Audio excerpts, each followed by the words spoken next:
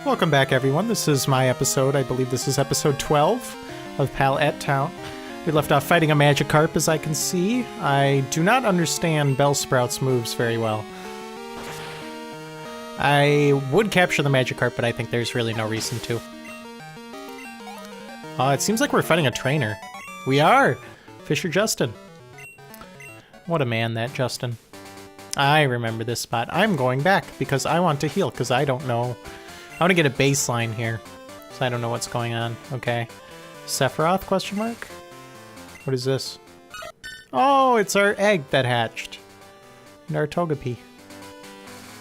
Cute. Okay. We got a Rocky too? Jeez, we got a full party already. That's insane. An Onix. Level 6 Onix. That will not easily turn into a Steelix, at least not while we're playing.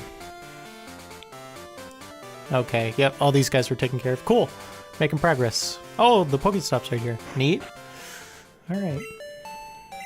Figured I'd spend this episode talking about phones. What's the deal with cell phones?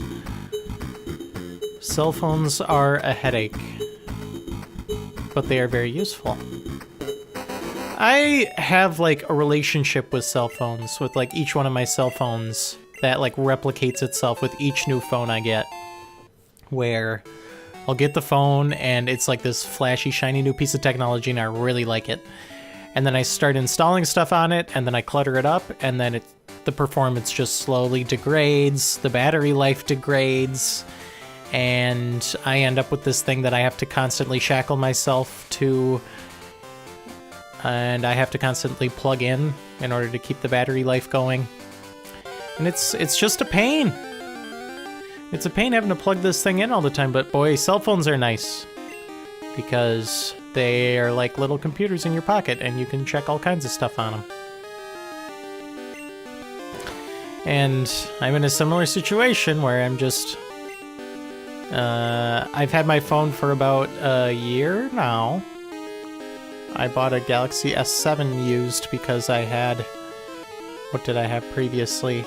I had an LG G3 that just like died. It just broke. Like the screen started like just fizzling out for some reason. We're gonna bring Applebee's out to punch up this Bellsprout. So I got this Samsung Galaxy. I've had it for about a year, but it's doing the same crap as the last phone did, where it's just slowly getting slower and slower and slower, and now it's just pretty slow. Snapchat is annoying too.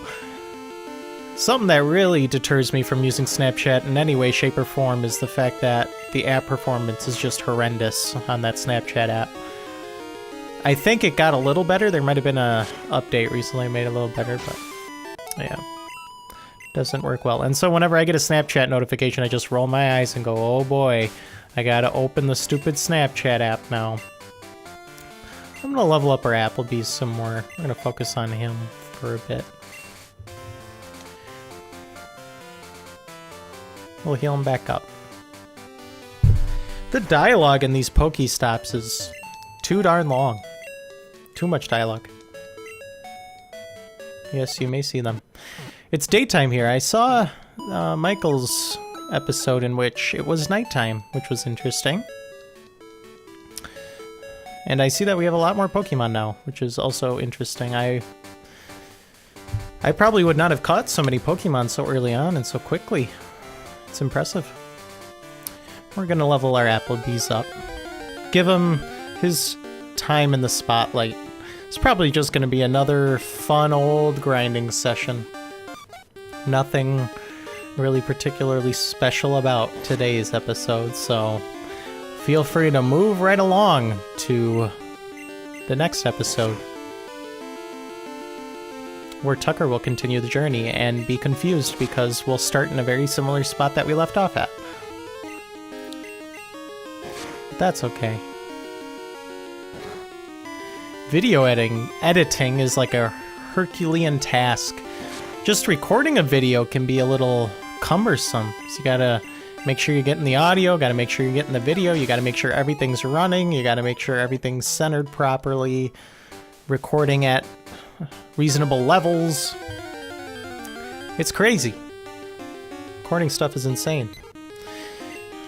I suppose I can talk a little bit about a game I just finished. I just finished Donut County, out now on PC and PS4 and the Apple Store. And that game is really great. Donut County is fantastic. You play as a little hole and you swallow stuff up, and the hole gets bigger as you swallow stuff. And the story follows a raccoon named BK, and he's a butthole, but it's a pretty likable butthole. I hate raccoons, and BK is a raccoon, so I'm very glad that raccoons are not necessarily painted in the most positive light in Donut County, or kind of media in general. Sometimes they can be portrayed as cute, and I don't get that out of them. I don't find them cute at all. Because I was camping with my dad on one occasion. We were camping while watching a golf tournament, and anyways, we had a lot of food with us, obviously, because we were camping, and we left some food out on the picnic table overnight, and all night all you could hear was like these 4 raccoons just ravaging our food, just rifling through all of it. And it kind of scared me. It was weird, because I mean, they were very close to us. And yeah, it was just kind of disturbing knowing that they were right outside the tent, just rifling through everything, knowing that there's only like a thin veil of vinyl tent separating us. Not very pleasant. We still have a Pokeball. Cool. I'll use it. Let's capture this Ekans. If we catch it, I'm not going to name it anything interesting, probably just Snack. But yeah, we had those raccoons sitting outside, and they were not very pleasant to have out there. And then I had a bag of munchies, and by munchies I'm talking about like all the cheddar things that they put together in a bag, all the cheese flavored things. Like you got the Doritos, you got the Cheetos, you got pretzels for good measure.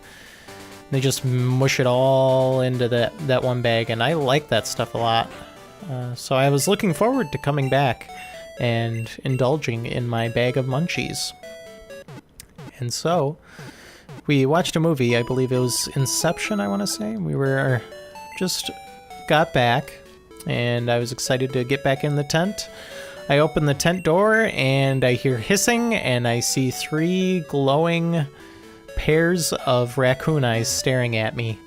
It was very disturbing. The hissing scared the crap out of me. I didn't want them to attack me, and it was just very unpleasant. And ever since then, I've had a seething hatred for raccoons. So we're gonna swap out our Togepi. I've never used Togepi in any of my playthroughs. Actually, we should probably keep Togepi. Let's keep Togepi and get rid of the Onix, because the Onix isn't gonna level up anyway. Can I? No, I have to deposit. That's kind of cumbersome. Gotta go to deposit. Deposit the Pokemon. And then we gotta withdraw the Pokemon. Okay. Back to grinding our Applebee's for another 5 minutes. The Incredibles 2 had a fun scene with a raccoon because it kind of got the crap beaten out of it, which I can appreciate. Rocket Raccoon is like an anthropomorphic raccoon, so I'm fine with it. It doesn't trigger me in any meaningful way. But I'm not a fan of raccoons.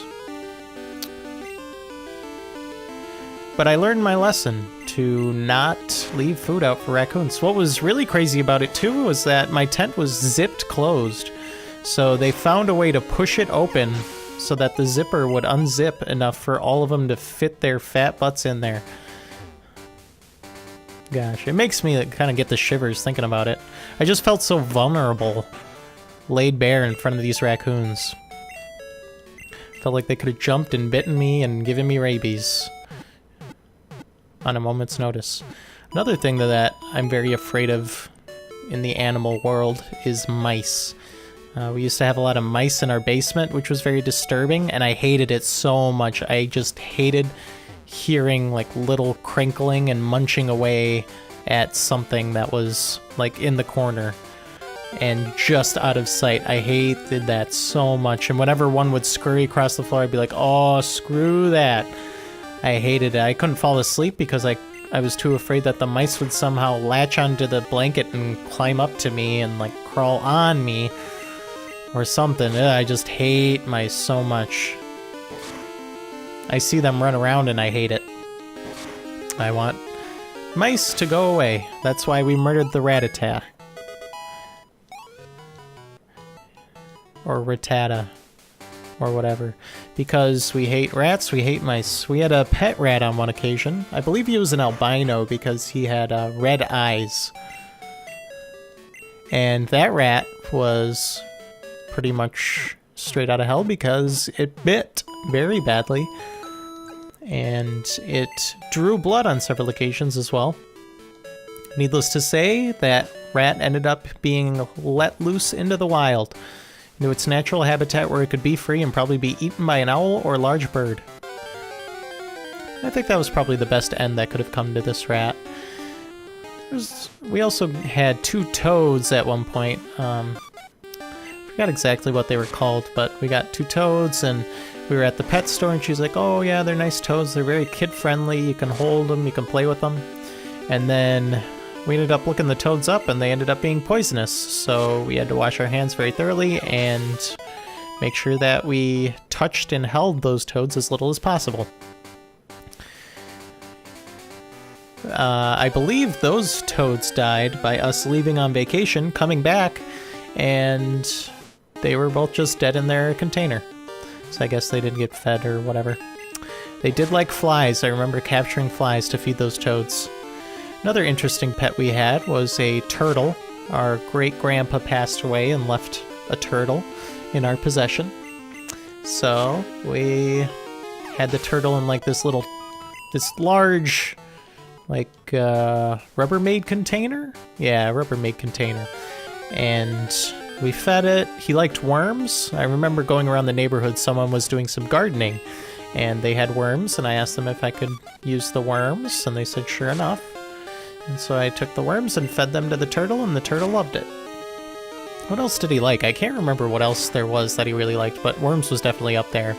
And whenever it rained, there would be worms that would like scatter the wet ground, and so we'd pick those up and feed them to him.